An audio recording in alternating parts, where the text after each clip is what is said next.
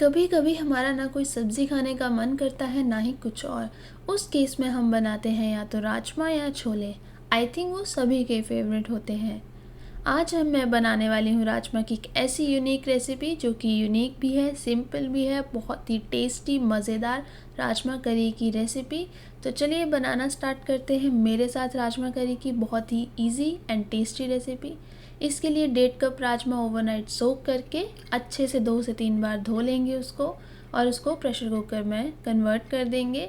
राजमा अच्छे से फूल गए हैं, पानी डाल देंगे हम उससे डबल क्वांटिटी में, और तेज पत्ता और दालचीनी का एक टुकड़ा और बड़ी इलायची कूट के डालेंगे ताकि अच्छे से मसाले का फ्लेवर आ जाए।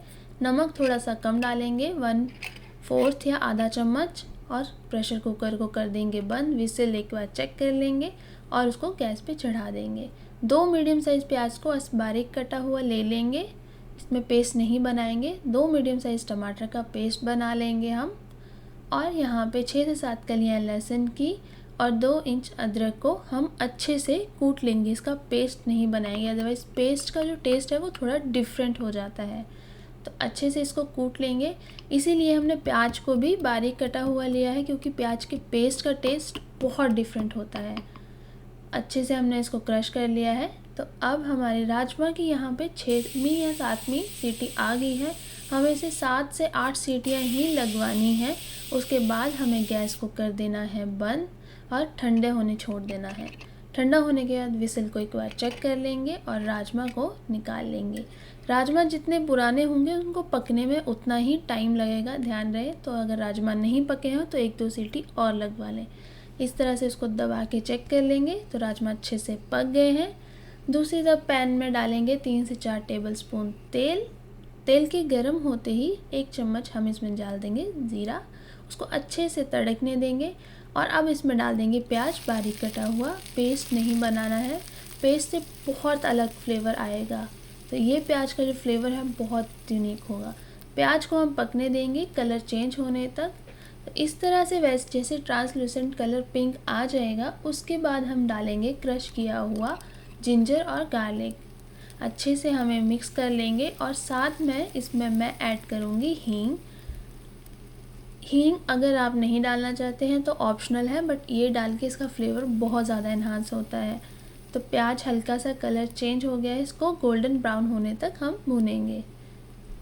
2 से 3 मिनट के बाद प्याज हमारा अच्छे से फ्राई हो गया है, साथ में जिंजर और गार्लिक भी हल्का सा ब्राउन कलर भी आ गया है।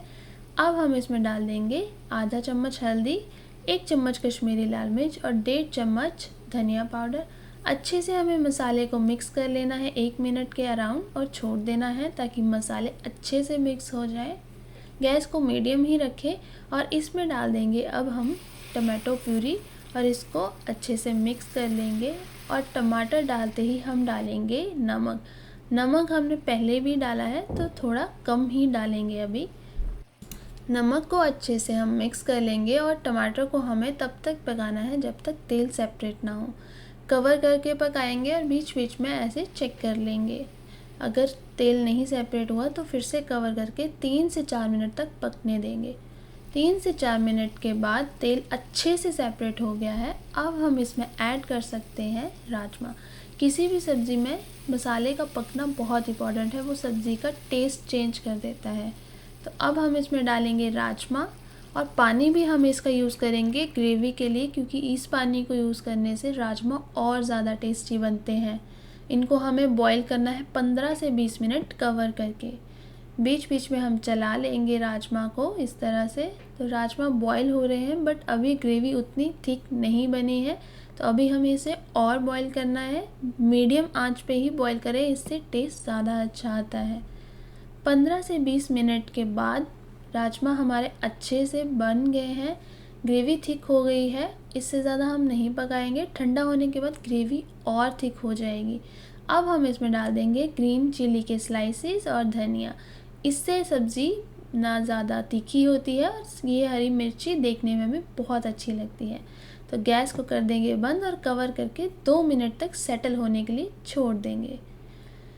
2 मिनट के बाद देखिए राजमा कितने बढ़िया बन के रेडी हुए हैं। बहुत ही ज़्यादा टेस्टी लग रहे हैं देखने में, और उसकी खुशबू जो मसालों की आ रही है मैं बता नहीं सकती।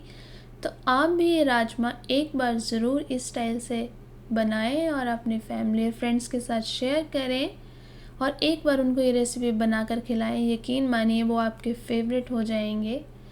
अगर आपको ये रेसिपी अच्छी लगती है तो प्लीज़ मेरे चैनल को लाइक, शेयर और सब्सक्राइब ज़रूर करें, और कमेंट बॉक्स में अपने सजेशंस देते रहें ताकि मैं और ऐसी रेसिपीज़ ला सकूं।